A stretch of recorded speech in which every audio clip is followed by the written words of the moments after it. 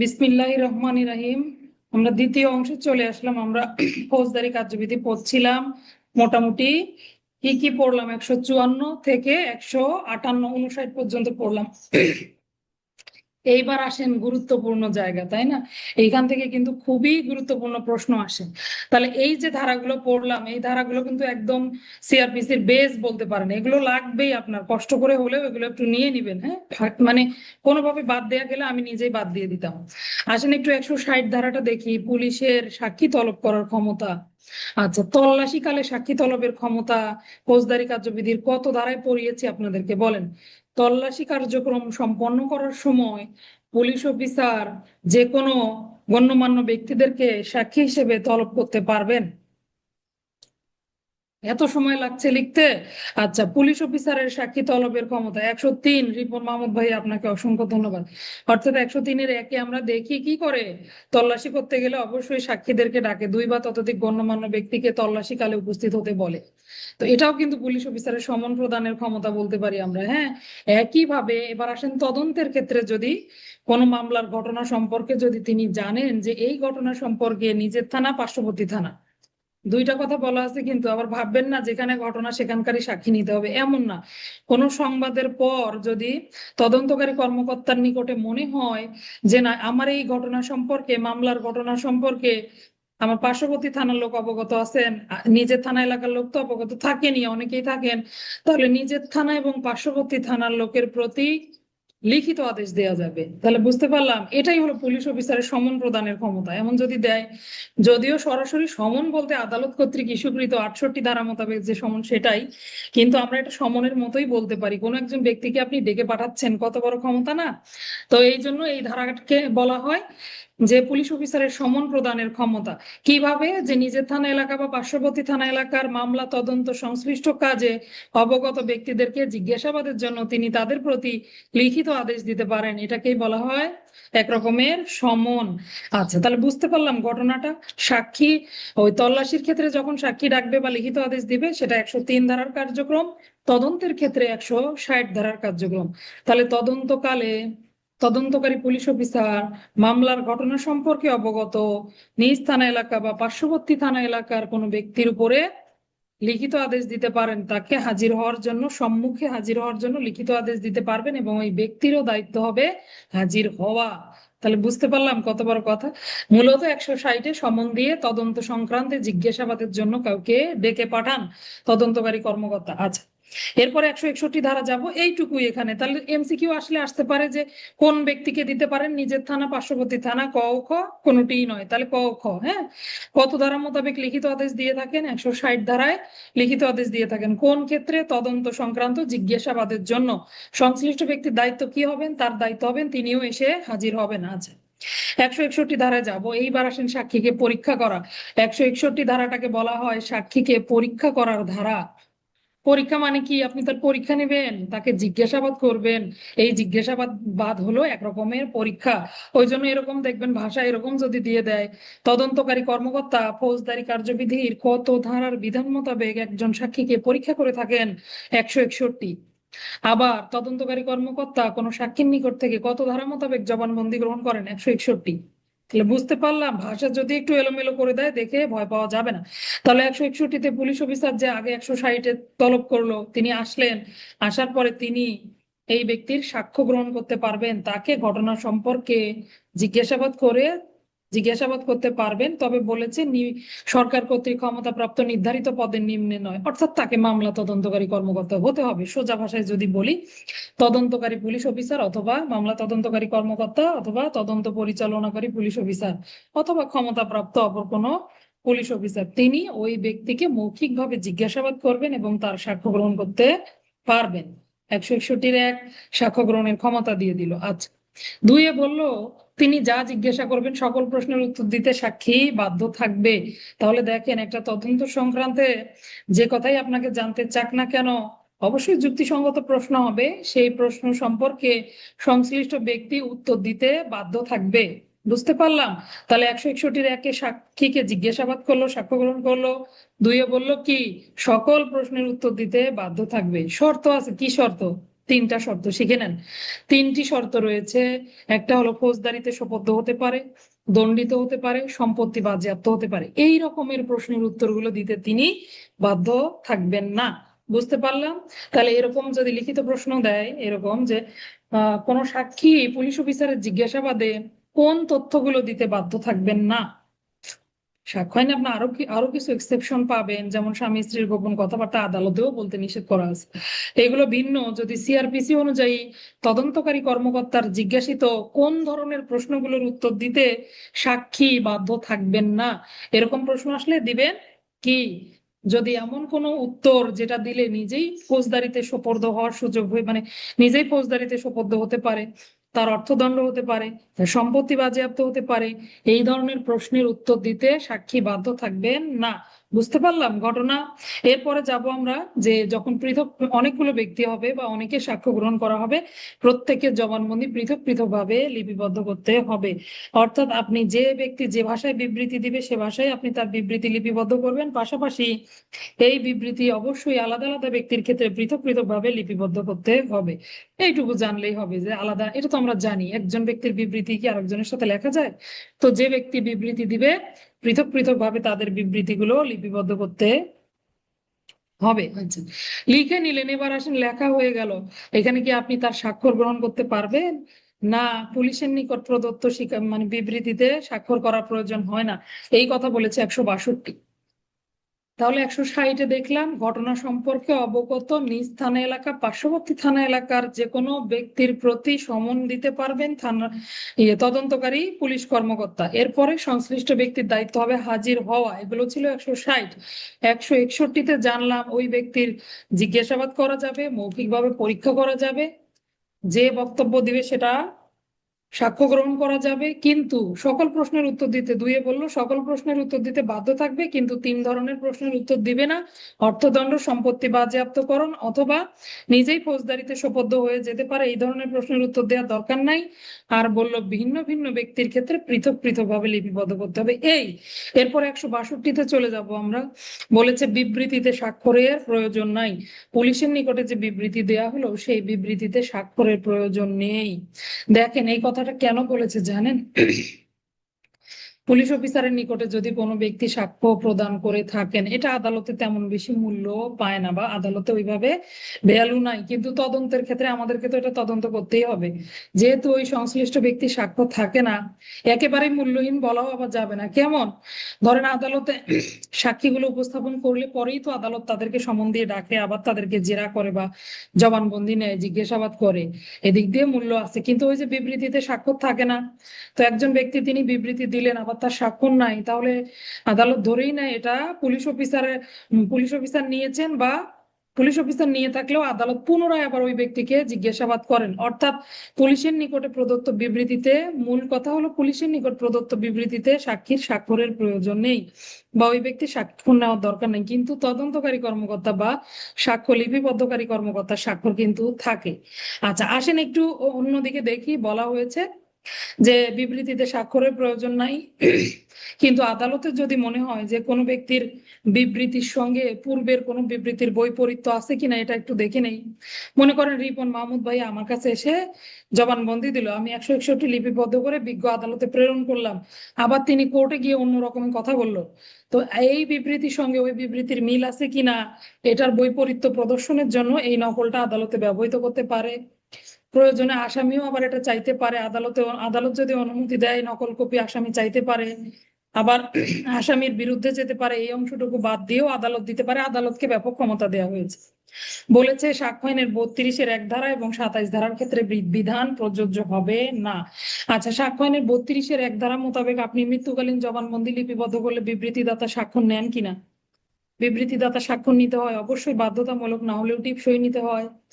আবার সাক্ষ্য আইনের 27 ধারা মোতাবেক যদি কোনো আলামত উদ্ধার হয় তখন ওই আলামতের ভিত্তিতে বা ওই স্বীকারোক্তিমূলক জবানবন্দির উপরেও স্বাক্ষর গ্রহণ করা হয়। তাহলে এই ক্ষেত্রে কিন্তু 32 এবং 27 ধারার বিধান ব্যাহত হয় না। বুঝতে পারলাম ঘটনাগুলো? তাহলে প্রথমে বলল যে সাক্ষী যদি পুলিশ অফিসারের নিকটে কোনো বিবৃতি দেয় তবে সেটাতে স্বাক্ষরের প্রয়োজন হয় না। ব্যতিক্রম কি? ব্যতিক্রম হলো সাক্ষ্য আইনের 32 এবং 27 ধারা হলো তার ব্যতিক্রম। এক্ষেত্রে আবার বিবৃতিতে স্বাক্ষরের প্রয়োজন আছে।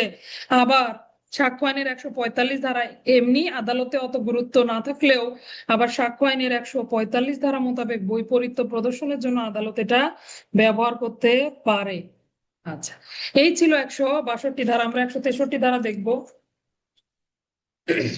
কোনো ব্যক্তি আপনি যখন তাকে জেরা করছেন বা তাকে জিজ্ঞাসাবাদ করছেন, তখন কোনো ব্যক্তি যদি নিজে থেকে কিছু বলতে চায় আপনি তাকে বাধা দিতে পারবেন না। কিছু যদি বলতে না চায়, কোনো তথ্য দিতে না চায়, আপনি জোর করেও বাধ্য করতে পারবেন না। ভয়ভীতি, প্রলোভন, প্রতিশ্রুতি এগুলো দেখাতে পারবেন না। এইটুকুই হলো 163 ধারা। এটা আপনাকে বলা হয়েছে, অর্থাৎ পুলিশ অফিসার অথবা কর্তৃত্ব সম্পন্ন কোনো ব্যক্তি প্রলোভন, প্রতিশ্রুতি, ভয়ভীতি, হুমকি এগুলো প্রদর্শন করতে পারবে না। যে কোনো জিজ্ঞাসাবাদে, ধরেন আসামি স্বীকারোক্তিমূলক জবানবন্দি নিচ্ছেন, তখনও এই এই কথাগুলোই প্রযোজ্য হবে। আবার 161 ধারায় আপনি সাক্ষী নিচ্ছেন, তাদের ক্ষেত্রেও এই একই কথাগুলো প্রযোজ্য হবে। তাহলে 163-তে কি ভয়ভীতি, প্রলোভন দেখিয়ে বাধ্যও করা যাবে না, আবার কিছু বলতে চাইলে আপনি বাধাও দিতে পারবেন না। গুরুত্বপূর্ণ ধারা যাব 164। আচ্ছা, দেখি কতদূর পর্যন্ত যাওয়া যায়। হ্যাঁ, পড়া বেশি হয়ে গেলে থাক, সমস্যা নেই। 164 দিয়ে শেষ করবো ইনশাল্লাহ। পরের গুলো আরো সহজ। নিজের থানা এলাকায় তল্লাশি, অপরের থানা এলাকায় তল্লাশি। আচ্ছা, 164টা নেই, একটু অনেকগুলো পড়া হয়ে গেল, সবই পড়তে হবে, খুব গুরুত্বপূর্ণ। আচ্ছা, এখান থেকে কালকে আপনাদেরকে অনেকগুলো প্রশ্ন করেছিলাম। দেখেন, বিবৃতি বা স্বীকারোক্তি লিপিবদ্ধ করার ক্ষমতা, অর্থাৎ দেখেন বিবৃতিও হতে পারে, স্বীকারোক্তিও হতে পারে। এমন না যে ম্যাজিস্ট্রেট সব সময় স্বীকারোক্তিমূলক জবানবন্দি 164-তে লিপিবদ্ধ করতে পারবেন। কোনো একজন ব্যক্তি যিনি মামলার গুরুত্বপূর্ণ সাক্ষী, কিন্তু তিনি কি করলেন, তিনি পরবর্তীতে আবার বায়াস্ট হয়ে যেতে পারেন বা অন্য কোনো সমস্যার সম্মুখীন হতে পারেন, তখন আপনি ম্যাজিস্ট্রেটের কাছে আবেদন করতে পারবেন সাক্ষীরও জবানবন্দি তিনি 164 ধারার পদ্ধতি অনুযায়ী লিপিবদ্ধ করবেন, মানে দুঃখিত, 164, 364 পদ্ধতি অনুযায়ী লিপিবদ্ধ করতে পারবেন। তো এরকম যদি এমসিকিউ প্রশ্ন দেয় যে 164 ধারা মোতাবেক কেবলমাত্র আসামি স্বীকারোক্তি লিপিবদ্ধ করা হয়, যে কোনো ব্যক্তির বিবৃতিও ম্যাজিস্ট্রেট লিপিবদ্ধ করতে পারেন, ক, খ কোনোটি নয়, দুইটাই কিন্তু সঠিক। আচ্ছা, তাহলে কে কে লিপিবদ্ধ করতে পারেন একটু দেখি। মেট্রোপলিটন প্রথম শ্রেণীর ম্যাজিস্ট্রেট, সরকার কর্তৃক ক্ষমতাপ্রাপ্ত দ্বিতীয় শ্রেণীর ম্যাজিস্ট্রেট। পুলিশ অফিসার নন, তাহলে কে লিপিবদ্ধ করতে পারেন না? পুলিশ অফিসার পারেন না। গতকালকে এই প্রশ্নটা ভুল হয়েছিল, যদিও আমি পড়তেও একটু ভুল করেছিলাম, সমাধান দিয়েছি, বুঝতে পেরেছিলেন পরে? সমাধানটা হবে, যদি লেখা থাকে, প্রশ্নটা যদি না সহ আমরা পড়ি, তাহলে নির্বাহী ম্যাজিস্ট্রেট বা তৃতীয় শ্রেণীর ম্যাজিস্ট্রেট উত্তর ঠিক আছে। হ্যাঁ, আর যদি নাটা বাদ দেন তাহলে উত্তর হবে প্রথম শ্রেণীর ম্যাজিস্ট্রেট। মানে কে লিপিবদ্ধ করতে পারেন?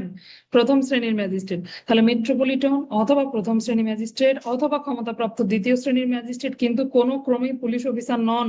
তারা কি করতে পারে, যে কোনো সময় তদন্ত, অনুসন্ধান, বিচারের পূর্বে, মানে তদন্তকালীন পারবে, অনুসন্ধানকালীন পারবে, কেবলমাত্র বিচার শুরু হওয়ার আগে, এটা খেয়াল করতে হবে। হ্যাঁ, তাহলে বিচার শুরু হওয়ার পূর্বেই কি করবেন, স্বীকারোক্তিমূলক জবানবন্দি লিপিবদ্ধ করবেন। কোন ব্যক্তির স্বীকারোক্তিমূলক জবানবন্দি অথবা বিবৃতি লিপিবদ্ধ করতে পারবেন। 164 ফৌজদারি কার্যবিধি, 164 হলো শক্তি, ক্ষমতা। আর যদি বলেন কোন পদ্ধতিতে, 364-তে হলো পদ্ধতি। প্রবিধান কি কি ব্যবহার করবেন? প্রবিধান 283 বিধি দিতে পারবেন, 467 বিধি দিতে পারবেন। 164, 364, 467, সব সত্যি সত্যি, তাই না? এভাবে মনে রাখার চেষ্টা করব। ফৌজদারি কার্যবিধি 164, ফৌজদারির 364, প্রবিধান 467, প্রবিধান 283ও দেয়া যাবে। আচ্ছা, তাহলে আমরা দেখব, প্রথমে দেখলাম আমরা কি কোন ম্যাজিস্ট্রেট নিতে পারে। প্রথম শ্রেণী ম্যাজিস্ট্রেট পারে, ক্ষমতাপ্রাপ্ত হলে দ্বিতীয় শ্রেণী পারে। আর মেট্রোপলিটন তিনি যেহেতু প্রথম শ্রেণী সমমান, তিনিও পারেন। আচ্ছা, এবার আসেন কি পদ্ধতিতে নিবেন, বলেই দিলাম 364 ধারার পদ্ধতিতে অবশ্যই এটি লিপিবদ্ধ করতে হবে। তবে হ্যাঁ, এই অনুসন্ধান, বিচারের আগে, অনুসন্ধান কার্যক্রম বা তদন্ত চলাকালীন সময় এই স্বীকারোক্তি লিপিবদ্ধ হওয়ার পর ম্যাজিস্ট্রেটের নিকটে মানে ম্যাজিস্ট্রেটের কাছে থাকবে আর কি স্বীকারোক্তিমূলক জবানবন্দি। আচ্ছা, এবার আসেন, বলেছে স্বীকারোক্তিমূলক জবানবন্দি লিপিবদ্ধ করার আগে কিছু কাজ রয়েছে। কি কাজ? আপনি একজন ম্যাজিস্ট্রেট হিসেবে আপনাকে বুঝিয়ে দিতে হবে, পড়িয়ে শোনাতে হবে, অপরাধী ব্যক্তিকে জিজ্ঞাসা করতে হবে যে আপনি যে স্বীকারোক্তি দিচ্ছেন, আপনি কি স্বেচ্ছায় স্বীকারোক্তি দিচ্ছেন নাকি আপনাকে বাধ্য করা হয়েছে।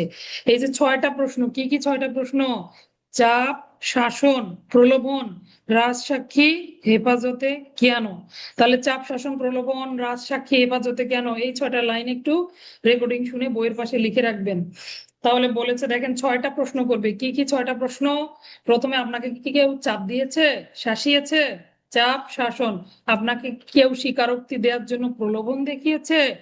প্রলোভন।